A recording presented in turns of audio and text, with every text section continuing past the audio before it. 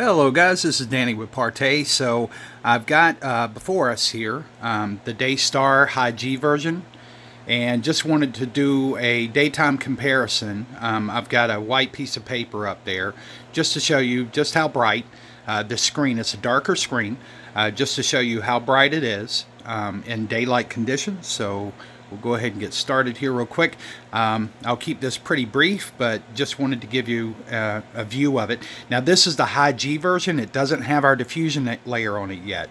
The diffusion layer is generally, I can mix it into the mixture for any of the organizations that we would ship to, but that's going to probably be pretty rare. So when we do the applications here, we do a top coat because it comes out cleaner, offers more clarity that way.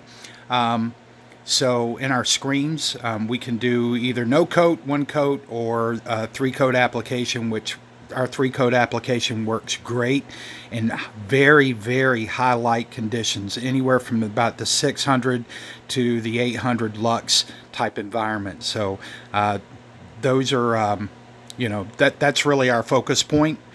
Doing the stuff underneath that is a lot easier. But the HI-G version here, now the one thing against HI-G in a room like this, because you've got plenty of light and you've got light coming in front facing the screen, but one of the downfalls of the HI-G is that in a room like this you will get the sheen. So you'll notice the sheen on the screen right in here, right? Now you wouldn't notice it if you're on the other side, so that's sort of a trick angle shot, because if I come over here and look at it, it doesn't stand up. It's not as pronounced. Right, but if you're sitting on this side of the room watching the screen, it's going to be more pronounced.